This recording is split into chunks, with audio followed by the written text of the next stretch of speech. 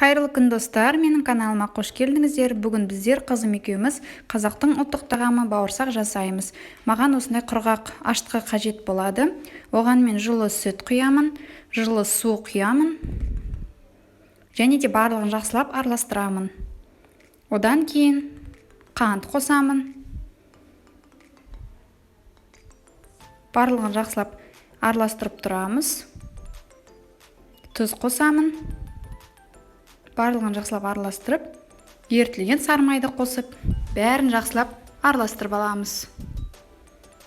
Одан кейін кішкене бөліктерге бөле отырып, ұн қосып, жұмсақ, қолға жабыспайтын қамыр илейміз.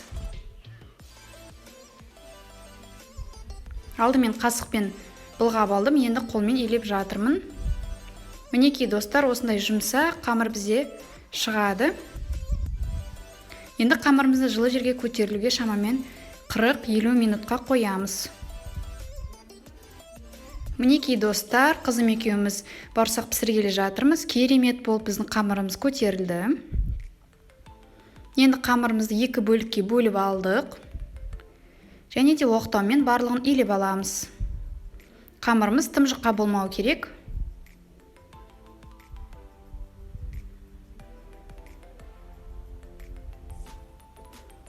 Мінекей достар, осындай екі кішкене ғана қамыр шықты бізде. Енді барлығын өздеріңізге ыңғайлы ыдыспен ойып аласыздар. Біздер дөңгелек формада жасадық. Мінекей осындай бауырсақтарымыз шықты. Енді біз барлығын майға қуырып аламыз. Майымыз міндетті түрде қызып тұру керек.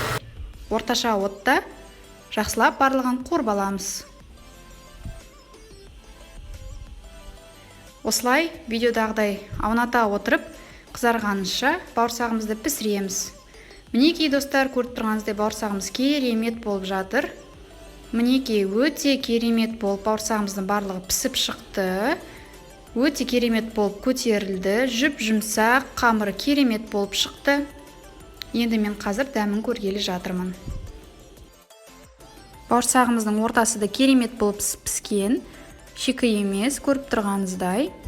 Біздің видеомыз ұнаса, біздің каналымызға тіркелуді ұмытпаңыздар, және де колокольчик басып қойыңыздар, міндетті түрде біздің видеомызды бірінші болып көресіздер.